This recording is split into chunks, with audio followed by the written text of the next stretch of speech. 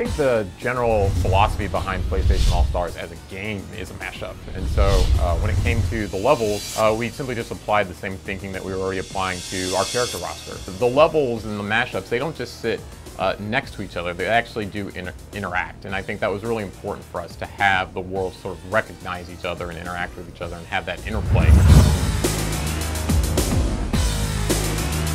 You have these worlds that are very near and dear to everyone's hearts, both the players and the developers, and we still want to sort of capture the essence of both of those characters and not have anything diluted.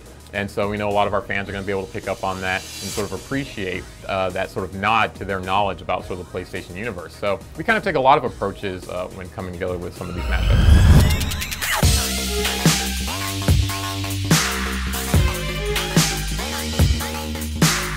Some characters are really good at dealing with characters that are right in front of them. That can be close and far range, like a Kratos or a Radic. And then you've got other characters who are really well suited to dealing with characters directly above them or below them. And so what we start to do is we begin to create play spaces that can take advantage of some of these character advantages and disadvantages. You'll have levels like Parappa's Dojo, which are really empty, sort of blank slates, but it's an extremely small level. It's actually one of our smallest levels. So the sort of claustrophobic feeling combined with the lack of verticality creates a very specific sort of playstyle. And then you've got levels like Time Station, which has a lot of vertical platforms, or All This Tower, which is essentially a completely scrolling level full of platforms. It's really taking advantage of the different sort of character attributes that we have and putting those characters into these levels that in which they can sort of exploit those differences.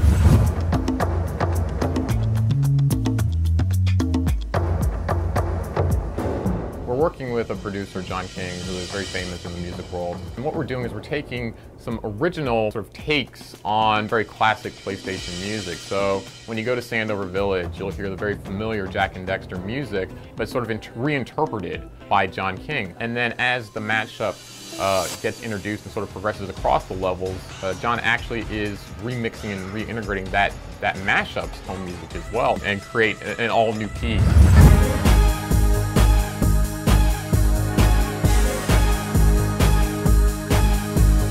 We actually started out with an interesting challenge. We wanted two very specific fight spaces. We really wanted a very small claustrophobic fight space. So actually the first part of Uncharted is our smallest fight space in the entire game. And then eventually, just like Drake did, you spill out into the back and now all of a sudden you're fighting in the back of an airplane, which is actually one of our largest play spaces. So it creates a very drastically different play style. So instead of crashing down, you sort of continue to float up. And then you're introduced to the Bioshock Infinite world. And that songbirds occasionally flying through the level or a missile will occasionally hit the plane is almost incidental. It's kind of a coincidence. They're not even really aware of what you guys are doing back there. It makes for something that's a really epic, kind of crazy, fantastic level, but we knew we had to hit it, and I think we did a really good job.